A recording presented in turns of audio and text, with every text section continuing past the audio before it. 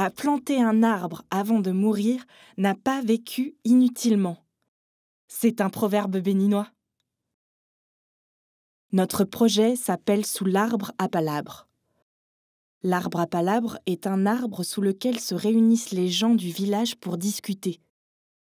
Au Bénin, la parole occupe une place importante dans la société. Et les contes, même ancestraux, permettent d'aborder tous les problèmes de société.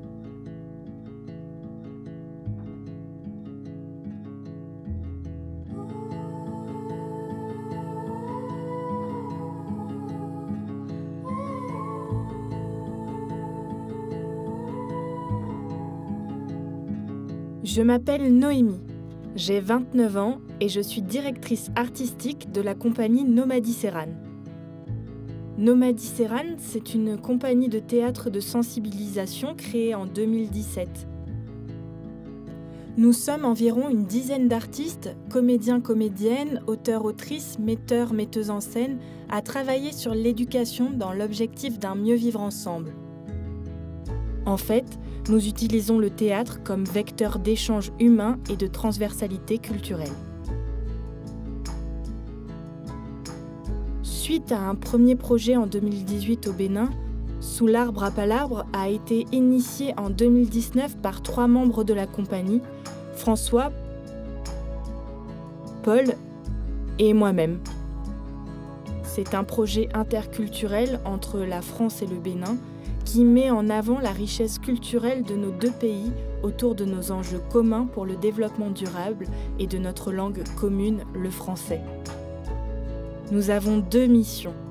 La création d'un spectacle franco-béninois autour des contes béninois et l'animation d'ateliers de contes.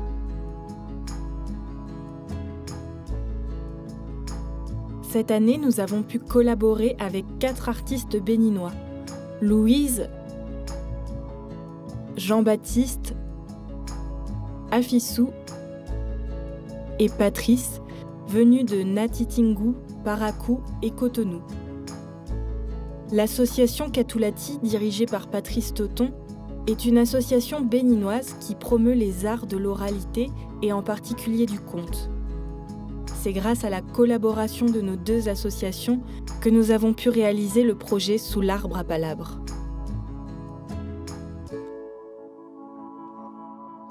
Nous avons fait appel à Ange pour nous suivre dans cette aventure et permettre d'emmener le projet encore plus loin. Quand je lui ai parlé de Sous l'arbre à palabres en 2020, il n'a pas hésité une seule seconde à nous suivre. Nous avons déjà passé 1 mois au Bénin et les Béninois vont arriver. L'objectif en France, ça va être de retravailler et présenter le spectacle de contes que nous avons créé en octobre au Bénin et de proposer des ateliers aux jeunes de la ville d'Orléans dans les Azelco et la médiathèque de l'Argonne.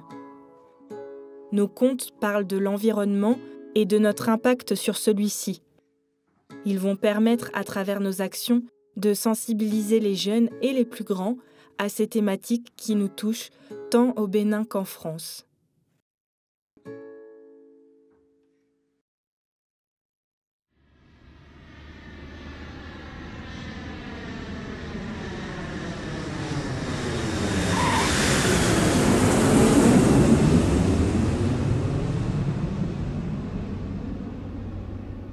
J'arrive à l'aéroport, j'attends François qui est censé accueillir les Béninois avec moi. Il n'arrive pas, il répond pas au téléphone. Je commence à m'inquiéter. À tous les coups, il s'est pas réveillé. Et là, je me dis, bon, c'est lui qui a les doudounes, les affaires chaudes pour les Béninois. S'il faut, on va d'abord passer chez lui avant de rentrer sur Orléans pour pas que les Béninois meurent de froid en ce mois de novembre. Et puis... ouf, en fait il arrive. Il a pas pris la bonne sortie. Et alors, l'aéroport de Paris, c'est pire que quand on s'est trompé de sortie sur l'autoroute. C'est 6, par là c'est 7, 8. Oui, c'est ça. Du coup, toi, François, c'est quoi ta mission aujourd'hui? Ma mission, c'est d'accueillir nos amis et de leur donner des vêtements chauds que j'ai prévus dans le sac. ils vont prendre un petit choc climatique là, je pense. En attendant, les Béninois sont toujours pas là. On les attend. Ça fait plus d'1 heure que nous au hall d'arrivée à regarder s'ils sortent du contrôle des bagages. Je commence à sérieusement stresser. Je me dis, ils sont pas joignables parce qu'ils n'ont pas encore leur portable français. 2 heures, toujours personne. Ah, enfin, je reçois un coup de fil.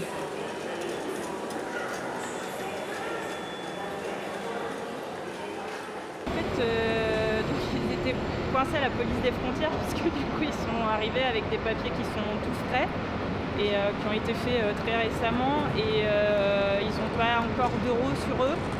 Donc ils se posaient la question de savoir comment ils pouvaient arriver là sans argent avec des papiers tout neufs et voilà, donc on m'a demandé d'expliquer pourquoi ils étaient là et d'être sûr que quelqu'un venait les chercher parce qu'on a réservé le Airbnb et que ça leur paraissait bizarre comme logement. Ok, c'est le soulagement. Ils sont enfin là.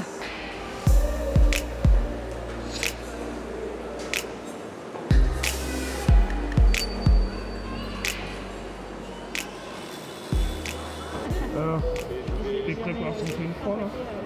Ouais. Ça va pas être facile, mais on est préparé. Quoique personnellement, je ne supporte pas trop le froid, donc. Mais je me suis bien préparé quand même.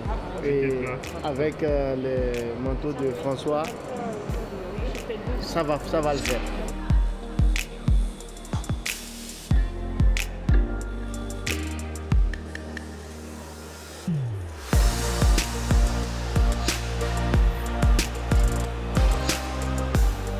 Et du coup, pour vous, ça fait quoi comme sensation de jouer à l'étranger? Moi, pour la première fois d'abord, je prends l'avion, c'était un plaisir pour moi de décoller en avion. Et également découvrir comment est-ce que les activités culturelles fonctionnent avec les Yovo. Voilà. Et apporter aussi ce que je connais. Ah bah bien sûr. Et ça nous permettra d'échanger. Je dirais que c'est un rêve de réaliser. Toujours, je me dis quand est-ce que je vais aller jouer à l'extérieur, quand est-ce que j'irai jouer en Europe. Et là, l'occasion s'est présentée. Je ne peux que dire merci à Nomadi Serran, Katoulati également, qui a pensé à nous et nous a associés. Il a mis les bouchées doubles pour que ce soit une réussite. Un honneur pour moi de voyager par Air France. Oh là là, c'était beau, c'était super. Je veux bien découvrir les activités que Noémie mène avec ses enfants. Et les activités de Nomadi Serran. Travailler avec les enfants, faire des ateliers avec des enfants parce que ça me passionne. Travailler avec les enfants me rend folle. Et j'adore ça. Nickel. Et je suis prête à travailler, à mettre le bouchée double. Ça y est, les Béninois sont à Orléans. Différence de température, de logement, c'est un gros bouleversement pour tout le monde. Louise, Jean et Afissou découvrent leur hébergement.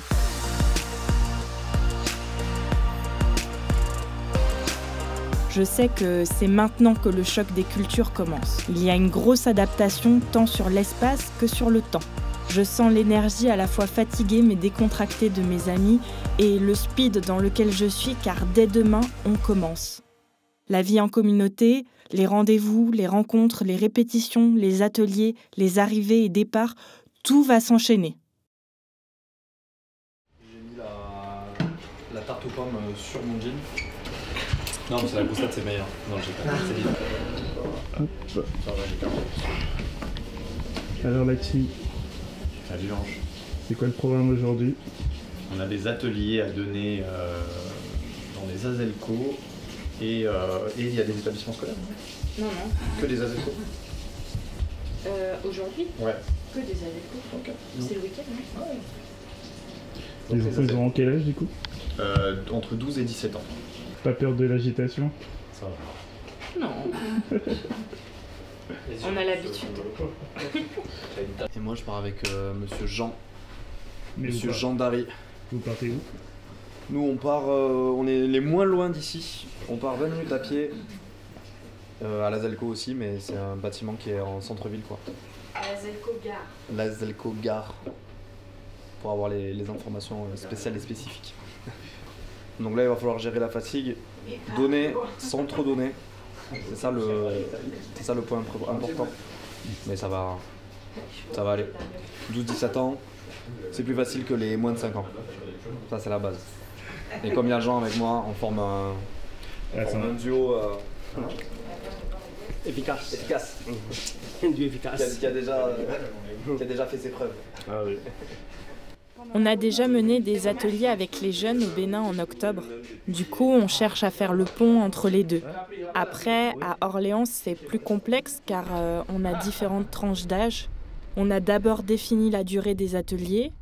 Et pour le contenu, on a essayé de mixer des exercices que les Béninois font avec les enfants au Bénin et ce que nous, on peut proposer aussi en France. C'est fou les contrastes entre nos deux pays. Quand on est arrivé au Bénin, c'était le changement de saison. On a vraiment senti le passage des saisons pluvieuses à la saison sèche et il faisait chaud alors qu'on est parti sur un début d'automne en France. On a toujours un peu des clichés sur les paysages d'Afrique, mais en vrai, il y a des paysages très divers suivant les territoires. Au Bénin, ce qui me marque le plus à chaque fois, c'est la terre rouge et la flore très verte. Il y a beaucoup de manguiers, de palmiers aussi suivant les régions. On voit les chèvres, les poules et les cochons en liberté au bord des routes. Et parfois même des troupeaux de zébus.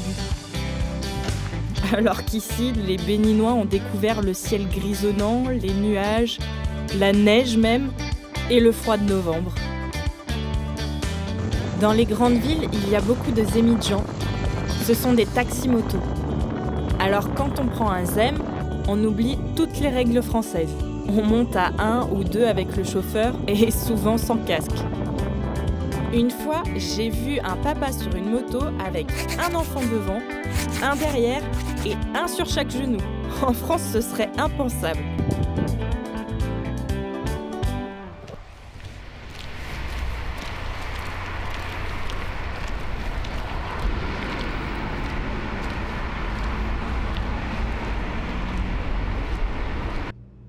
Et là aujourd'hui, du coup, ça va être un petit peu, pour moi, vous allez me corriger, c'est un peu théâtre forum. Non, c'est pas du tout là, ça. Là, c'est vraiment sur les contes. En fait, on a travaillé sur les contes traditionnels du Bénin. Ouais. Donc là, on va faire des ateliers vraiment autour du conte pour que les jeunes ils puissent découvrir déjà la culture du conte et notamment des contes béninois. Et en fait, l'objectif, ça va être de leur faire raconter aussi qu'ils apprennent. Donc ici, il y a une ils vont participer, Tout quoi, à sinon fait. parce qu'ils vont s'agiter dans tous les sens. On a sélectionné des contes béninois qu'on va raconter aux jeunes et sur lesquels ils vont travailler. Ces contes parlent principalement de l'environnement et de l'humain. Pour chaque atelier, on démarre par des exercices d'échauffement, comme un mini-training, puis ils réinterprètent les contes à leur manière ou créent leurs propres contes à partir de leur quotidien. Je vais passer parmi vous et vous allez me dire la couleur du t-shirt de la personne qui est à côté ou en face de vous. Les yeux fermés, hein. On n'ouvre pas, on ne touche pas, attention. On ne touche pas.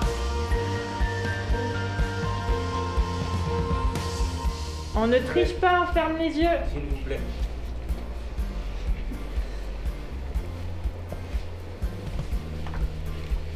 Alors, il y a Omar, il a un pull gris.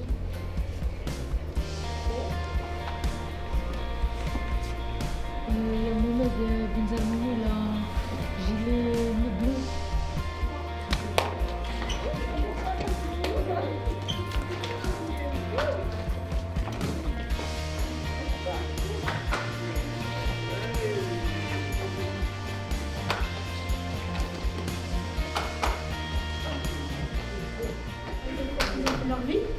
Ils sont devenus copains. Oui, ça c'est très bien, c'est une belle ferme, oui. La mère de la vipère, elle a pris sa vengeance. La mère de la vipère a pris sa vengeance, alors elle a fait quoi? Elle est repartie sur son dos. Ah, et les fourmis, elles ont fait quoi? Elles ont laissé faire. Ah, qui d'autre? Oui, monsieur. Gilles, après, elle s'est réveillée, elle a vu que c'était juste un rêve, un cauchemar. Ça, c'est la meilleure fête.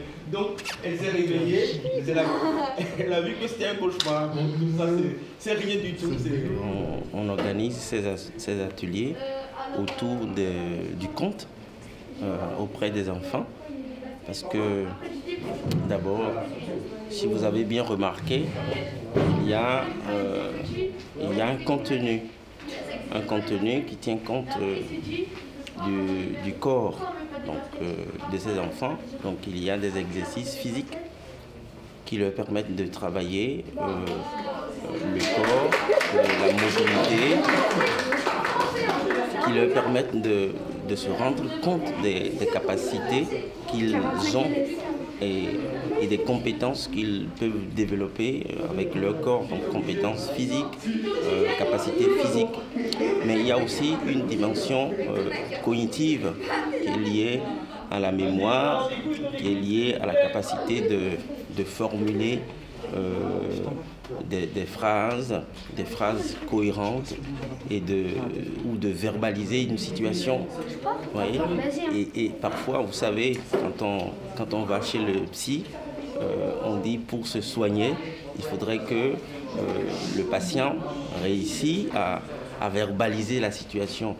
Et donc ce travail que nous faisons, c'est aussi pour permettre aux enfants de pouvoir verbaliser, de pouvoir s'exprimer et communiquer entre eux d'abord, mais aussi exprimer ce qu'ils ressentent librement et le dire avec les mots, et donner un sens à ce qu'ils ont envie d'exprimer réellement pour que ça soit entendu. Parce que l'une des difficultés qu'on a dans notre société aujourd'hui, c'est de se faire comprendre, c'est de dire exactement ce qu'on a envie de dire et de faire en sorte que les autres nous comprennent. Ça, c'est l'une des difficultés de base que ces gens d'ateliers essayent de résoudre, de permettre aux enfants de surmonter. Mion, la pédrie a dit je t'en. Tu peux partir. Tu peux partir. Et la vipère a dit non, non, non, je ne partirai pas.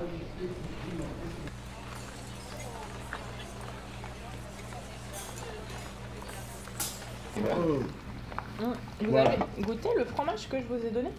Non. C'est resté là, c'est complètement gelé, c'est devenu de la glace. Mais vous avez mis ça dans le congélateur? Mais il faut pas mettre dans le congélateur. Le fromage, il est comment? Ouais, il est très intéressant. Il est très intéressant parce que je sens du sel un peu sucré dedans. Du sel sucré? Je sens du sel et un peu de sucré dedans. Il n'y a pas du sel sucré, il y a un peu du sel et du sucré dedans. Tu veux essayer? Ni sel, ni sucre. Pourquoi pas? On estime qu'il existe entre 1200 et 1500 fromages en France. Wow. Tu imagines? Pas possible. Beaucoup, hein. Incroyable. Si tu vas goûter un par jour, ça te fait combien d'années? Ça fait, 365 jours. 1200 ça fait au moins 4 ans. 4 ans. Ouais. 4 ans tu pour goûtes au fromage tous les jours. Pour avoir goûté tous les... Le piment, c'est inscrit dessus extra fort. Ah oui, non, pour vous. Même j'ai dit, mais ouais. La fille se dit, il faut enlever le extra là. Carrément quoi. C'est pas extra fort ça. Afissou a ramené son pot de piment en France. Quand nous étions au Bénin, il y a peu de plats que nous avons mangés sans piment. Nos estomacs sont trop fragiles. On n'est pas habitué à manger aussi relevé. On n'a pas la même culture du repas non plus. Chez nous, c'est plutôt convivial, on se retrouve autour de la table pour échanger et partager. Mais là-bas, on ne parle pas pendant le repas. L'heure du repas, c'est celle de manger, pas de discuter. On a tout le temps après pour ça. Il y a peu de choses sucrées au Bénin. On mange souvent un plat principal et c'est tout. Quand nous étions là-bas, nous n'allions pas faire de courses au supermarché. Les gens sur place vont dans les marchés et cuisinent chez eux. Sinon, il y a des petits maquis sur le bord des routes où l'on peut acheter toutes sortes de choses, de plats cuisinés par des femmes. Il y a aussi une architecture et une conception de la maison complètement différente de la nôtre. Quand en France nous construisons à tout va des immeubles pour que chacun ait son espace le plus grand possible, nous avons au Bénin des cours communes. Très souvent, chaque famille, frères, sœurs, parents, enfants, petits-enfants, vivent dans une cour commune. On va dire que chaque couple a son foyer avec sa chambre, son petit salon et sa douche par exemple, mais la cuisine, le linge, les activités se font dans la cour commune, à l'extérieur.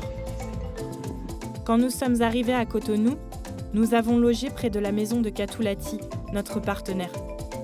Avant d'aller à Parakou, nous avons eu la chance d'avoir un cours de percussion. Nous avons appris des rythmes avec les cloches et les maracas. À Parakou, nous avons vécu dans un logement avec une cour commune. Nous avons pu y répéter plusieurs fois, ainsi que dans l'école en face, qui avait une grande cour avec un arbre.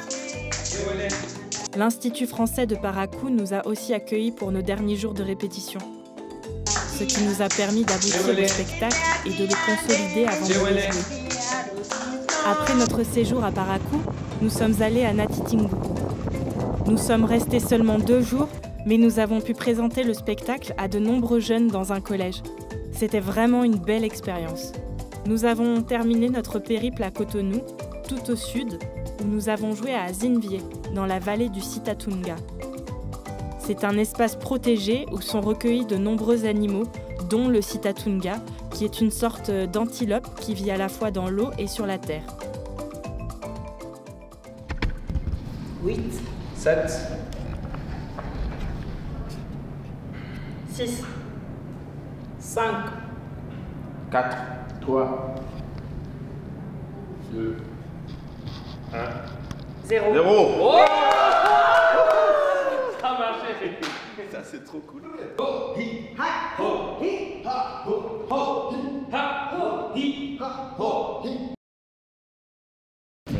Oui. Est-ce que tu peux m'expliquer c'était quoi le jeu avec les nombres? Avec les nombres, ouais. En fait, c'est pour travailler sur la concentration et l'écoute. Du coup, on décompte de 20 à 0 en fermant les yeux. Et l'objectif, c'est que chacun dise un chiffre. Et le but, c'est d'aller jusqu'à 0 ensemble sans jamais s'entrechoquer. S'il y en a 2 qui redisent le même nombre, on repart à 0 et on recommence jusqu'à ce qu'on arrive au bout, quoi. Donc on est obligé de s'écouter. C'est quoi cet objet? C'est une kalimba. Une kalimba. Mais elle est déréglée là, on est en train de constater que chaque note a été comment dire, décalée. J'ai pris un avec moi, tu pourras récupérer bien. En plus on fait à peu près la même taille. Tu as oublié de tirer là-bas. C'est un instrument typique du Bénin? Non. Pas vraiment. Pour tout dire, on l'a acheté sur Amazon. Et il y a marqué Made in China à l'intérieur. Donc on peut pas faire moins typique, je crois. Non, mais c'est pour rendre le spectacle un peu plus international, quoi. Les exercices que nous faisons en début de séance sont des choses que l'on fait assez souvent au théâtre.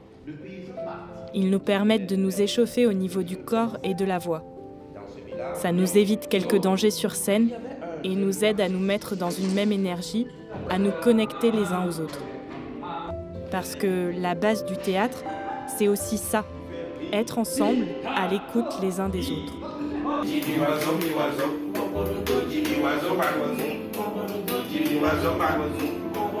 Au Bénin, on a déjà mis en place ces rituels.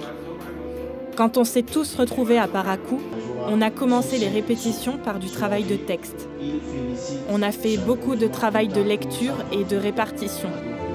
On s'est aussi apporté de nouvelles techniques d'apprentissage. Le conte a un squelette, une histoire de base. On a appris grâce aux conteurs béninois une nouvelle façon de l'intégrer en nous, de se l'approprier pour le restituer et le transmettre au public qui va l'écouter. Quand nous sommes passés de la phase du travail de table à la scène, nous sommes allés dans une efficacité. On s'est confronté à nos différences culturelles dans le travail. On ne fonctionne pas tous de la même manière. François, Paul et moi, on a été formés au travail de l'acharnement, repousser les limites, en faire beaucoup et toujours plus. Cela a ses points positifs, mais quand on se retrouve confronté à une culture différente, il faut revoir nos façons de travailler. Les Béninois ont été très rigoureux dans le travail. Mais prendre le temps est plus important. Il y a eu beaucoup de remises en question sur nos façons d'être et de porter ces contes au plateau. Je crois qu'on a vraiment beaucoup appris les uns des autres et qu'on a su trouver l'équilibre entre rigueur, temps, liberté, et ce, tous ensemble, dans une même synergie. On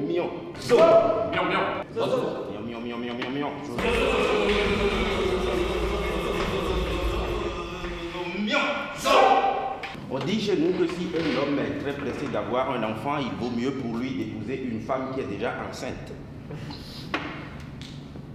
On dit si un jour tu tombes sur un mouton qui se promène calmement. En fait, le conte, c'est le truc que nous, chez nous, c'est un truc qui donne des conseils, qui éduque et puis qui éclaire aussi parfois. Et quand on le dit, parfois, moi je dis des contes où je ne donne pas une conclusion et je laisse le spectateur lui-même conclure parce que chacun peut avoir sa conclusion qui n'est pas la tienne. Okay. Et quelque part, je donne une conclusion pour dire, moi, c'est ce que je vois de la chose. Bon, tu es libre de l'accepter ou de le refuser. Et c'est quoi ton conte préféré? Mon conte préféré, c'est Berro. Berro, c'est un conte qui parle du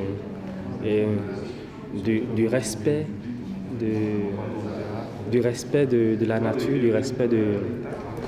Comment je vais le dire, des choses ancestrales. Et c'est un conte qui a été écrit par un Béninois que j'ai beaucoup aimé quand j'ai lu et du coup je l'ai adopté. Mais je ne l'ai encore jamais dit quelque part à un grand théâtre ou sur une grande scène. Et je l'ai juste dit 2 fois pour m'essayer. Et ça a marché, les gens ont aimé. Et par contre, c'est un conte qui est affreux. J'espère que tu me le conteras avant la photo voyage, oui, mais oui. je viendrai vers toi pour ça. Ok, merci. Merci à toi. Oui.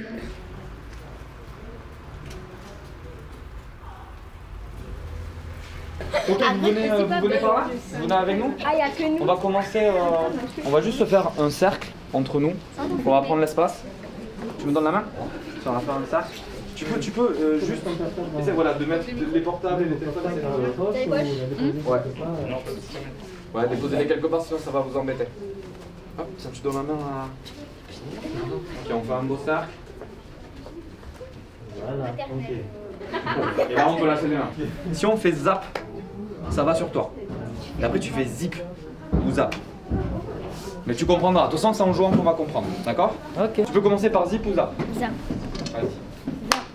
Zap. Ouais. Zap. Oui, très bien. Zap. Zap. Zap. Zap. Zap. Oui. Zap. Zap.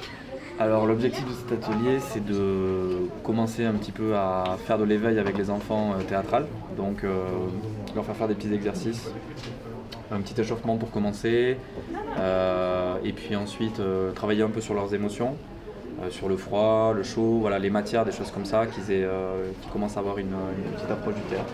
Vous faites pas mal, vous faites pas mal. Voilà. Revenez tranquille, marchez toujours. Et ensuite, on parle d'histoire. On parle d'histoire. On a fait faire d'abord eux-mêmes nous raconter des petites histoires qu'ils connaissent. Et après, nous, on va leur dire des contes. Moi, j'en dis peut-être 1 ou 2 et Paul également. Exactement. Et voilà, donc les histoires, ça sera sur... on va leur demander un petit peu de nous rappeler, de nous raconter leur quotidien. On va leur demander aussi de créer une histoire ensemble. Donc c'est un travail un peu sur coopératif, un petit peu sur l'histoire. On va travailler beaucoup sur l'écoute, sur l'entraide, sur la collectivité, sur essayer d'aller chercher des émotions. Voilà, bien sûr à un petit niveau avec la petite séance qu'on va faire. Ils vont s'amuser? Oui, je pense. Ça, j'écris haut et fort. Libérez-nous! Libérez-nous! Et comme un effet de contagion, son cri embrasa tout le temps. Tu vas commencer, tu vas dire il était une fois, tu dis ce que tu veux, puis ça va passer à toi. Nous avec Jean, on est hors du jeu, d'accord? Donc ça va faire là, là, là, et après ça va passer directement à toi, et ça va faire tout le tour. Et c'est toi qui vas trouver la fin. À toi, l'histoire se termine. D'accord? On va regarder. C'est un premier essai, d'accord? Il était une fois un grand livre, plus grand qu'un dictionnaire. Il voit un petit roman. Et il lui demande c'est là quel âge. Et après, il lui répond. c'est vraiment... c'est toi qui décides. Non mais j'ai envie de chercher parce que si je dis un truc, en fait, c'est pas accord avec ça. Ouais, vas-y, essaye quand même, pour voir. Il lui demanda en retour. Il a Ouais, ok, tu peux trouver. C'est bien, mais vas-y, continue, creuse encore un peu. Parce que... Ouais. Non, plus grand qu'un dictionnaire. Du coup, c'est un livre. C'est un gros livre, plus grand qu'un dictionnaire, qui parle à un petit roman. Le lendemain, ils se réunissent autour d'un lac et on voit la lune arriver avec un gros sac rempli. Et le soleil, c'est pareil, un énorme sac rempli où tous ces enfants sont à l'intérieur. Quand tu t'avais dit dans ton histoire, le soleil il était tout seul. Ouais. Bah normalement avec le soleil il y a les autres planètes. Ah, c'est intéressant. Ouais, mais les autres planètes, est-ce que tu les vois dans le ciel? Non. Tu vois? De quoi? Parce que là, en fait, on parle du règne. On parle du règne du ciel. On parle du règne du ciel que nous, on voit depuis la Terre. Mais effectivement, tu as raison, on pourrait penser peut-être que les autres planètes sont assez grosses aussi. Alors, je ne sais pas si les autres planètes seraient les enfants du Soleil, peut-être ça serait des cousins éloignés ou des cousines, tu vois. Ça pourrait être ça. Ah oui, pourquoi pas. On a réalisé des ateliers avec des jeunes, que ce soit au Bénin ou en France, pour parler de l'environnement et du développement durable. Ça nous semblait assez évident à la lecture des contes béninois que c'était des sujets qui nous rassemblaient malgré nos plus de 6000 km de distance. En plus, ces contes traditionnels et ancestraux sont pour la plupart toujours très actuels. Pourquoi les hommes doivent cultiver des champs et élever des bêtes? Parce qu'ils ont gaspillé et ils n'ont pas pris soin de ce que la terre et le ciel leur ont offert. Notre objectif est aussi de faire prendre conscience aux jeunes des solutions qu'on peut apporter, des impacts positifs que l'on peut amener sur notre planète. Ils ont pu se rendre compte que malgré nos différences de vie et de culture, nous avons des préoccupations communes. C'est la même chose pour la langue. Dans ces deux pays, les jeunes que nous avons rencontrés sont tous francophones. Nous parlons tous une même langue, mais nous ne l'employons pas tous de la même manière. C'est ce qui en fait sa richesse et qui permet notre échange.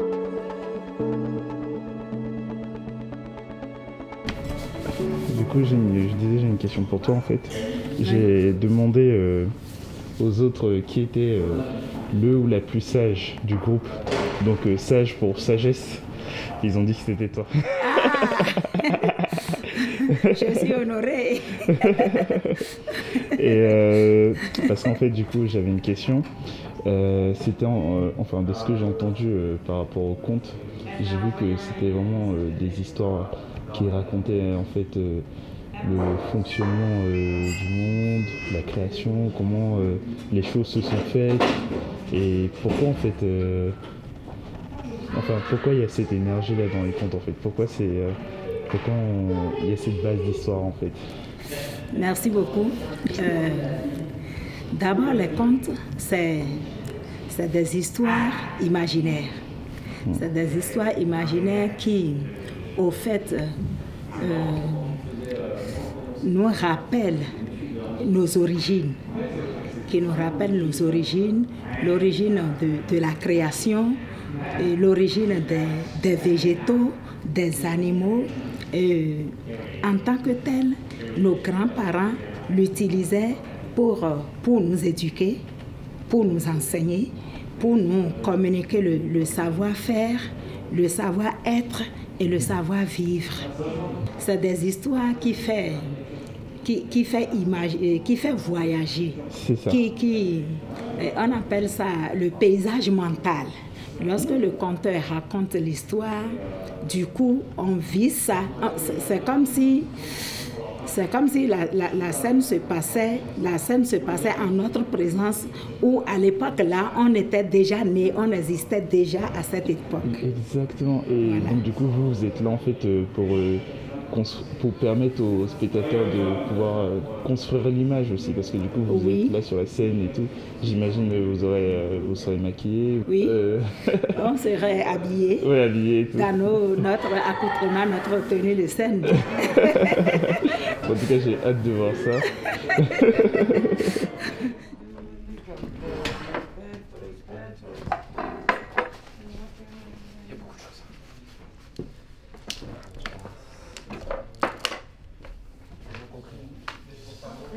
L'équipe Nomadi Céram nous a préparé un dîner droit là. Ouais, c'est le repas de fête. Et d'hiver surtout. Pour avoir bien chaud. Il y a un repas pas très végétarien là. Ouais. Depuis Parakou, ils nous ont parlé de la raclette. Et depuis quand on est arrivé, chaque jour ils nous disent la raclette. Bon. On est au jour J, on va goûter. Avec ce qui se prépare déjà, je sais que ça sera bon. Ouais. Dans notre compagnie, il y a plusieurs équipes. On ne travaille pas tous sur les mêmes projets. Mais cette année, grâce au projet de Sous l'arbre à palabre, on a plusieurs comédiens et membres de la compagnie qui sont venus nous soutenir. Pour fêter ça, nous avons fait une grande tablée. C'est la première fois qu'on arrive à réunir autant de membres de la compagnie et vraiment ça fait chaud au cœur.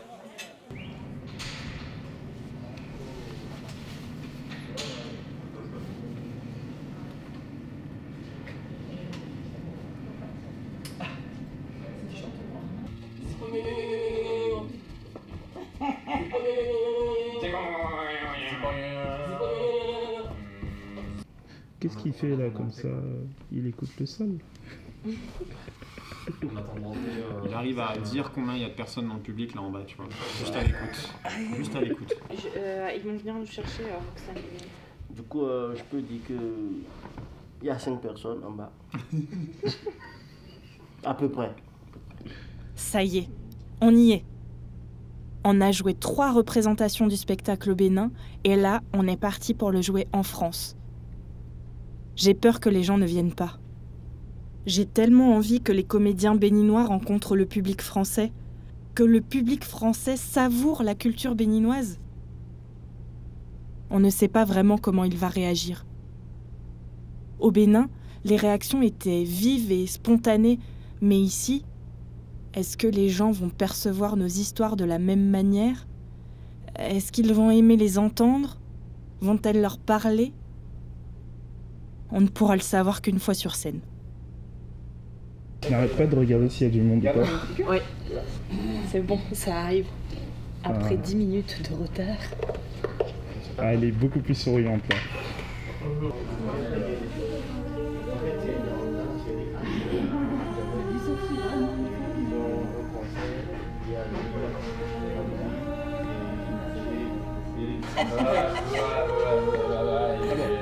Attends, Lily, quand tu vas dire Zoé, on va te dire c'est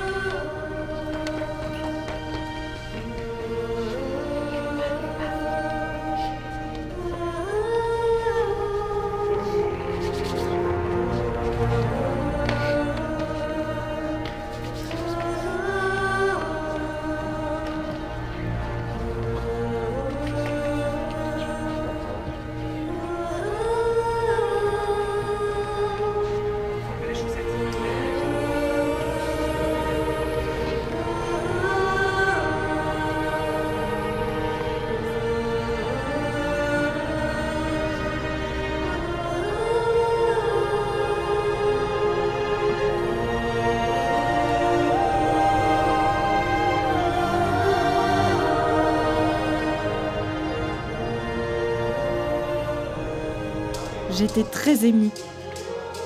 Voir ce spectacle se jouer à Orléans après toutes les étapes que nous avons traversées, c'était magique.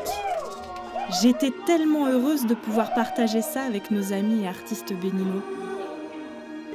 Nous avons tellement appris d'eux et de leur culture que je n'ai pas de mots pour exprimer la joie que nous avons eue d'offrir ça au public. Je crois d'ailleurs que le public l'a ressenti. Ils ont posé beaucoup de questions sur les problématiques abordées et sur comment s'est construit notre échange. Nous avons attisé la curiosité des petits et des grands, tant sur le fond des contes que sur la forme de la mise en scène.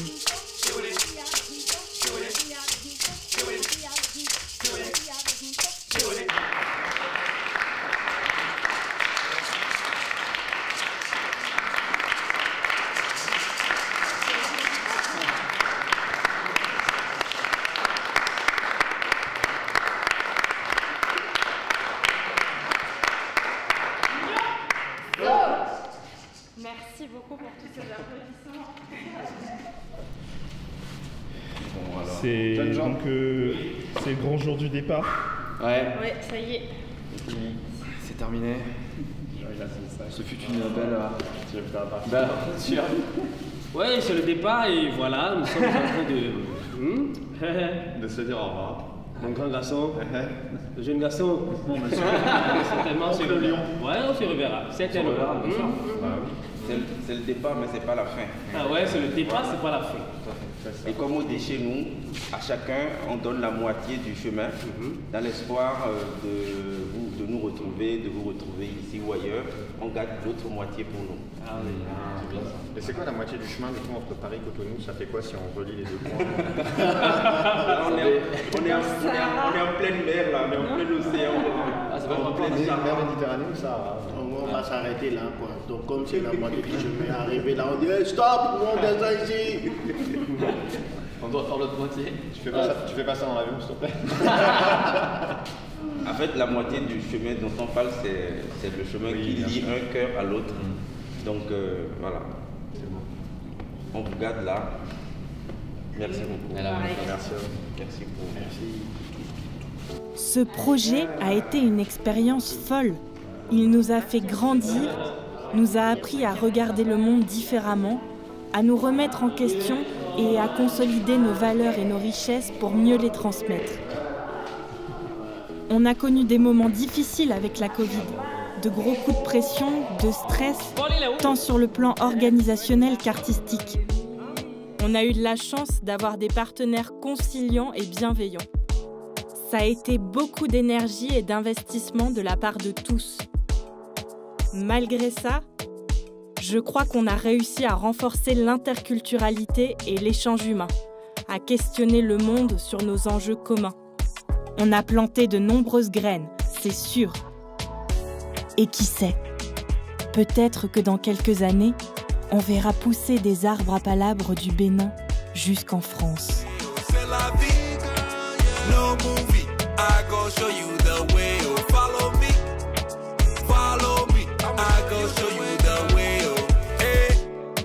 Mind your words when you talking about my baby. I'm out of words every time that she whining for me. For me, eyes only, body in motion, but her eyes on me. Her ex-boyfriend sent the guys on me. Turn around when they saw the 9 on me. Hey.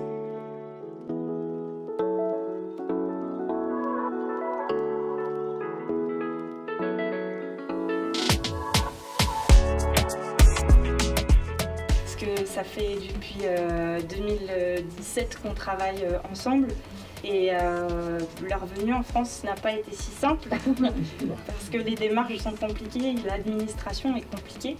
Après on a eu beaucoup de soutien aussi, on a eu la mairie d'Orléans qui nous soutient, on a eu l'Institut français, l'AFD, le CRIJ d'Orléans. Voilà, on a beaucoup de partenaires, la région Centre aussi, qui ont permis de pouvoir mettre en valeur ce projet et ce partenariat qu'on a envie de faire perdurer avec de nouvelles collaborations. Et pour moi, ça me touche vraiment beaucoup parce que je sais que 3 d'entre eux ne sont jamais venus en France. Et pour eux aussi, c'est une grande aventure d'être là. Et c'est un projet qu'on mûrit depuis 2019. Il y a eu la Covid, tout ça, ça a fait des montagnes russes. Et du coup, j'ai même pas de mots pour exprimer la joie et le bonheur que c'est de pouvoir partager ça ici. Et nous, on y est déjà allé plusieurs fois. On a travaillé, on a découvert là-bas. Et de concrétiser ça ensemble et d'amener ça ici et de pouvoir présenter, de vous présenter un projet tel quel, c'est très important. D'autant plus, je pense, en France, la culture africaine, elle n'est pas encore assez... on n'en parle pas encore suffisamment. Nous, quand on a commencé à travailler avec le Bénin, c'est parce que à l'école, on a fait une école de théâtre. À l'école, on nous parle du théâtre d'Amérique latine, on nous parle du théâtre européen, on nous parle du théâtre asiatique, mais de théâtre en Afrique, jamais. Et pour nous, c'était très important d'aller voir ce qu'il se passe. Et voilà, de toutes ces années de travail, de pouvoir emmener ici et de montrer au public français aussi une autre culture, une autre dimension. Et avec tout le passé commun qu'on a aussi, parce qu'on en parle trop peu, voilà, de la colonisation, de tout ce qu'on a fait. Et je pense qu'on est tous heureux de pouvoir en faire une force maintenant et de pouvoir avoir emmené les artistes ici. C'était très important pour nous. Et merci d'être là. Merci.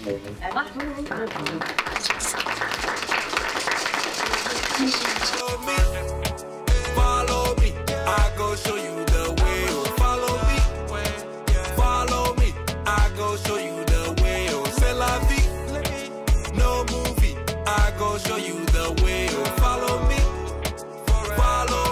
I go show you the way. Oh, I'ma be right here, girl, right next to you. Surfing in the wrong way. You be surfing.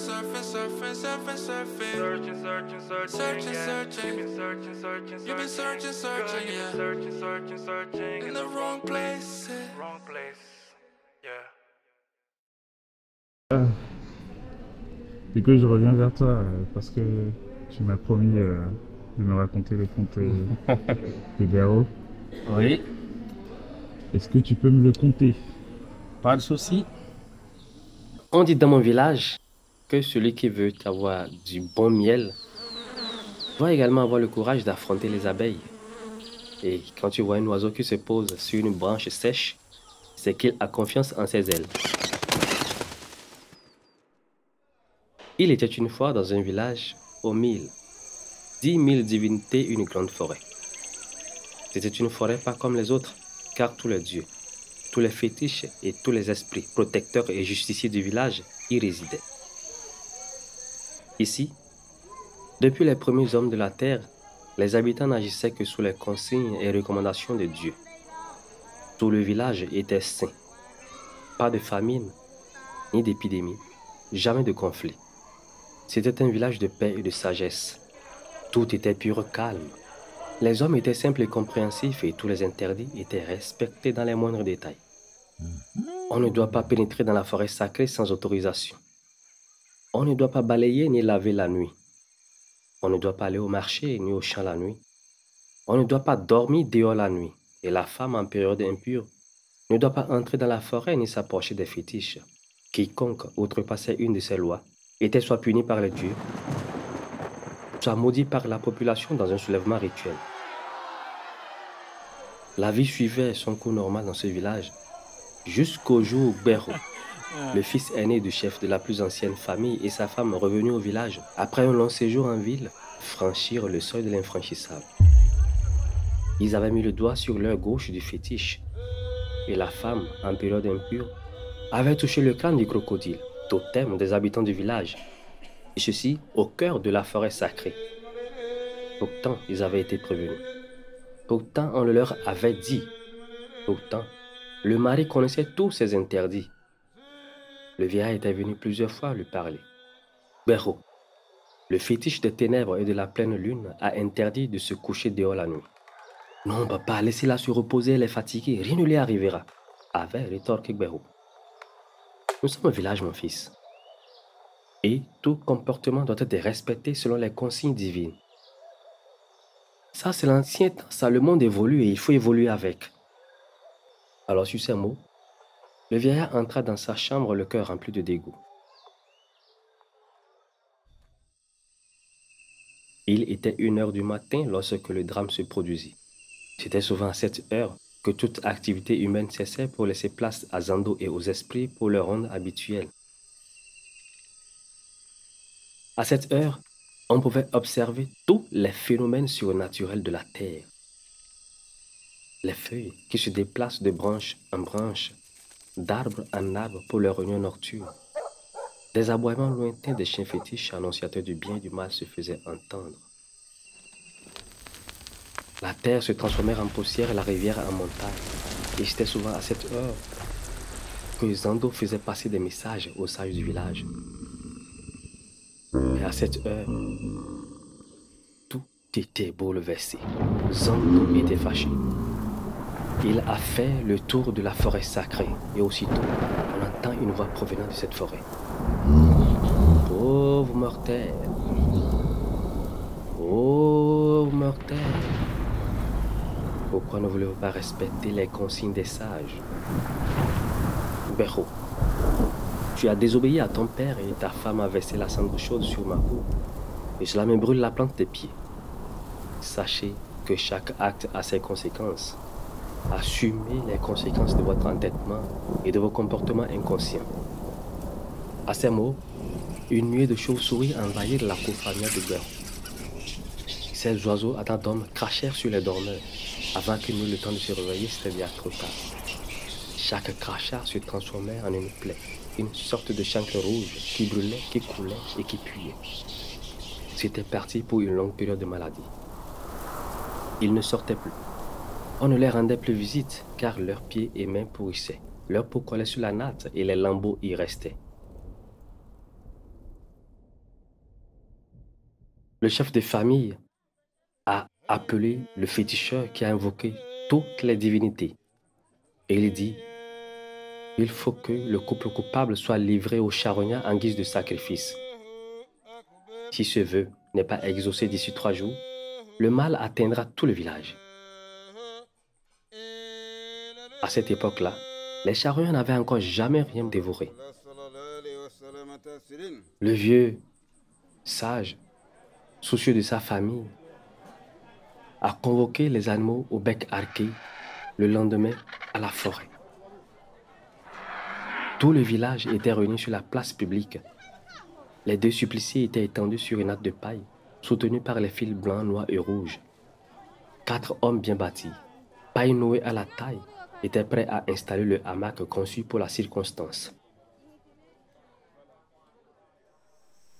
Le chef féticheur, qui était prêt, et les corps des malades gissaient sur ce lit mortuaire ambulant qui prit la tête d'un long cortège en direction de la forêt sacrée. Et juste derrière les gaillards, le chef féticheur qui entonnait un chant de purification que tout le cortège reprit en chœur. Et Kurukutabe, Tebiri, et Kurukutabe, Tebiri, Amanchankona, Tebiri, Amanchankona, Tebiri, et Kurukutabe, Tebiri. Et sous les accents des chansons, des litanies, des incantations et des gonds géminés, la procession s'avançait lentement vers le sanctuaire. Arrivé à la forêt, la chaîne humaine y fit 8 tours dans le sens contraire à celui du tourbillon afin de dissiper la colère des dieux. Le chef féticheur Guédégbé alluma un feu, invoqua toutes les divinités et ordonna de déposer le couple coupable près de ce feu. Il dit aux membres de la procession de rentrer sans revenir sur leurs pas ni même regarder en arrière. Lorsque la flamme du feu s'était à peine confondue à la fumée blanche, que les gros oiseaux de lointain pays se jetèrent sur les corps agonisants pour les dévorer. C'est depuis ce jour que les charognards et les vautours ont commencé par dévorer les corps en putréfaction. Et la lèpre, la rougeole, la variole, la varicelle, toutes ces maladies qui atteignent la peau ont fait leur apparition sur la terre. Et c'est depuis ce jour enfin que les consignes divines et ancestrales est devenue une préoccupation majeure de tous.